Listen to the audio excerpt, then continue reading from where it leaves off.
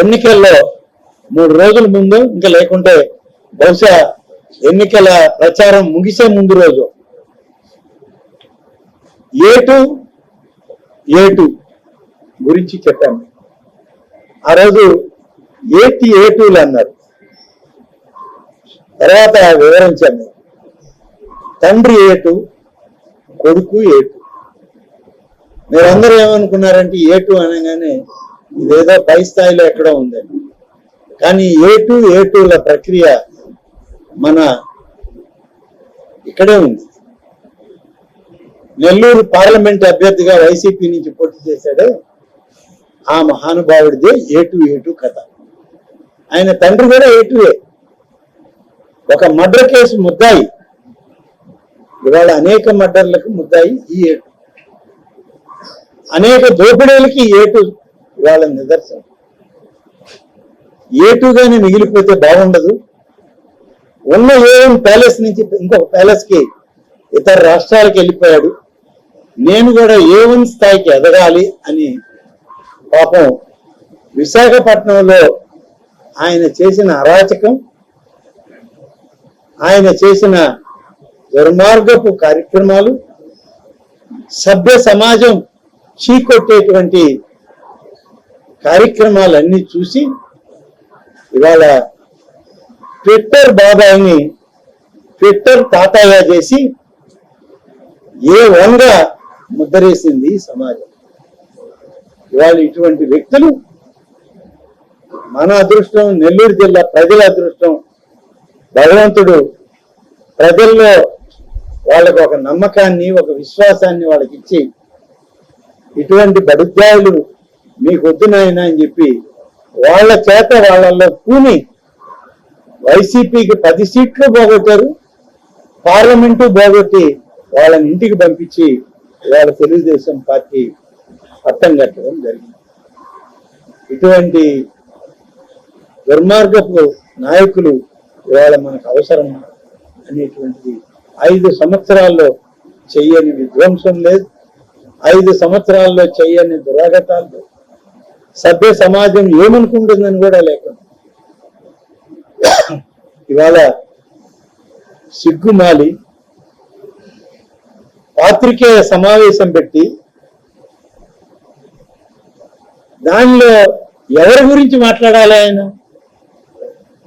తన మీద నిందలు వేసిన వాళ్ళ గురించి మాట్లాడాలి, లేకుంటే ఆయన ప్రజల గురించో లేకుంటే దీనికి కారకులైనటువంటి వాళ్ళ గురించో మాట్లాడాలి.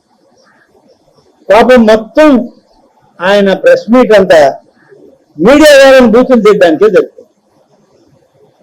మీడియా వాళ్ళని తిట్టుకున్నాడు.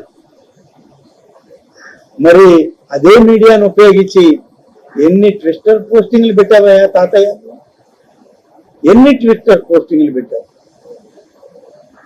ఎంత అసభ్యంగా ప్రవర్తించావు ఆ ట్విట్టర్లో. మా యువనాయకుడు లోకేష్ గారించి ఎంత అసహ్యంగా ట్వీట్లు చేశావు.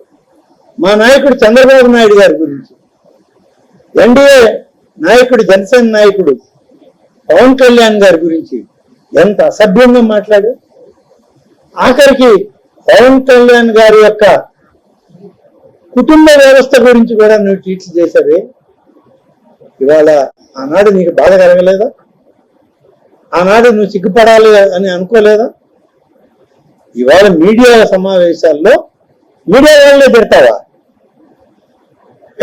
కాబట్టి నేను మీడియా మిత్రులందరినీ కూడా కోరుకునేది, ఇటువంటి మీడియా సమావేశాలని దయచేసి మీరు కూడా దూరంగా ఉంటే బాగుంటుంది. మీరు ఆ మీడియా సమావేశాలకు పోయి ఆయన తిట్లు శాపనార్థాలు మీరెందుకు పడాలా? మీకెందుకు ఆ బాధ? పాపం చెప్పండి. మమ్మల్ని తిట్టాడు, మమ్మల్ని విమర్శించాడు, ఏదో మా బాధలు మేము పడతాం. రాజకీయాలు మీరు ఒక సంస్థల్లో, వ్యవస్థల్లో జర్నలిస్ట్ అనేది రాజ్యాంగంలో ఒక 4వ వ్యవస్థ.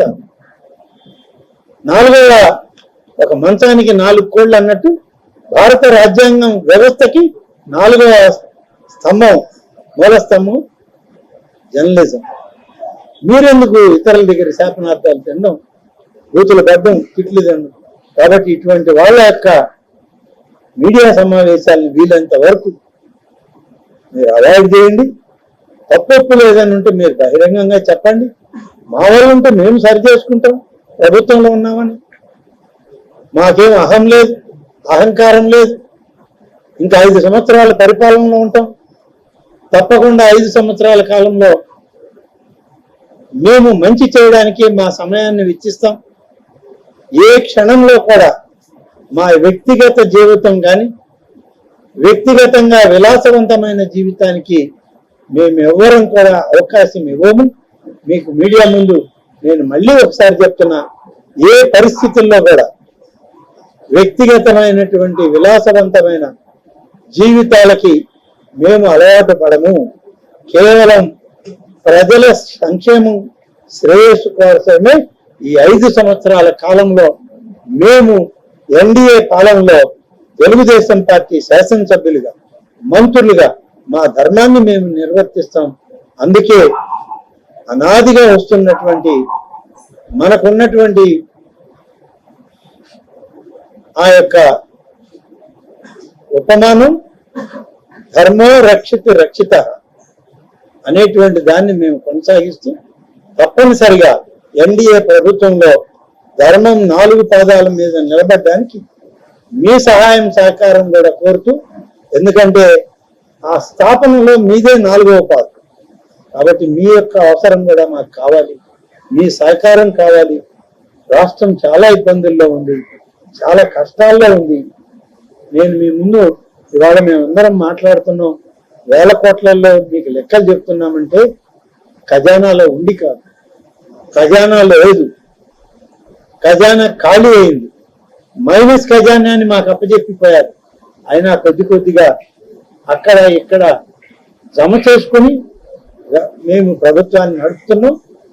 కేంద్ర ప్రభుత్వం కొత్త ఓటాన్ అకౌంట్ బడ్జెట్ పెట్టబోతున్నాం. దాని తర్వాత కొన్ని నిధులు వస్తాయి. కేంద్ర ప్రభుత్వం యొక్క ఆలోచన కూడా మాకు సహాయం చేసే విధంగా ఉంది. కాబట్టి కొంత మా ప్రభుత్వానికి ఈ యొక్క ఓటాన్ అకౌంట్ బడ్జెట్ తో మార్చి 31 వరకు మా ప్రభుత్వాన్ని కొనసాగిస్తూ రాబోయే 4 సంవత్సరాలు మంచి భవిష్యత్తులో ఆర్థిక స్తోమతను పరిపుష్టితం చేసుకుని ప్రభుత్వ పరిపాలనని మేము సాగిస్తామని చెప్పి మీ అందరికీ తెలియజేస్తూ, ఒక విషయం మీకు చివరిగా పార్టీకి సంబంధించి, ఈ జిల్లాకి సంబంధించిన ఒక విషయం మీకు చెప్పాలి. ఇప్పుడే మా పార్టీ పార్లమెంట్ అధ్యక్షుడు శ్రీ అజీజ్ గారితో, అలాగే తెలుగుదేశం పార్టీ రాష్ట్ర నాయకుడు శ్రీ మన వెంకటేశ్వర రెడ్డి గారితో మాట్లాడాను.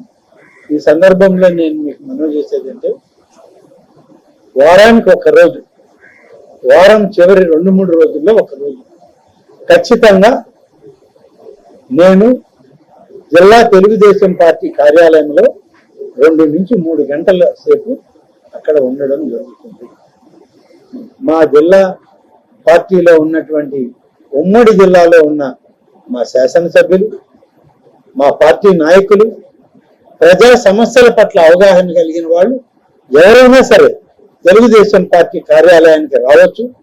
ఏమైనా సమస్యలు ఉంటే మనం మాట్లాడుకొని ఆ సమస్యల్ని జిల్లా స్థాయిలో అయితే జిల్లా స్థాయికి, మన డివిజన్ స్థాయిలో ఆర్డీఓలు అటువంటి డిఎస్పీల స్థాయిలో ఉంటే వాళ్ళకి, రాష్ట్ర స్థాయిలో ఉన్నవి రాష్ట్ర స్థాయి అధికార యంత్రాంగానికి ఇవ్వడం జరుగుతుంది. త్వరలోనే మనకి ఇన్ఛార్జి మంత్రులు కూడా వేయడం జరుగుతుంది అనేటువంటి అభిప్రాయం ప్రభుత్వంలో ఉంది. త్వరలో ఇన్ఛార్జి మంత్రి గారు కూడా వస్తారు. అప్పుడు సమస్యల పరిష్కారంలో మా 2 మంత్రులకి, పొంగూరు నారాయణ గారికి, నాకు, మన పార్లమెంట్ సభ్యులు వేమిరెడ్డి ప్రభాకర్ రెడ్డి గారికి, అజీజ్ గారికి, మిగిలినటువంటి మా శాసనసభ్యులందరితో సమన్వయం చేసుకొని ఈ సమస్యల పరిష్కారంలో వారానికి ఒక రోజు కనీసం 2-3 గంటల పాటు ఖచ్చితంగా జిల్లా పార్టీ కార్యాలయంలో ఉంటాం. ఒక డే అనేది ఎందుకు నిర్ధారించలేకపోతున్నామంటే, ఒక వారంలో ఏదైనా ఒక రోజు మేము ఇచ్చిన రోజు వేరే ఒక ప్రభుత్వ కార్యక్రమంలో ఉండి రాలేకపోయినా పక్క రోజు ఆ వారంలోనే వచ్చి ఆ వీకెండ్ లో అంటే శుక్రవారం, శనివారం, ఆదివారం ఈ 3 రోజుల్లో ఏదైనా ఒక రోజు ముందుగానే మీడియాకి అది మేము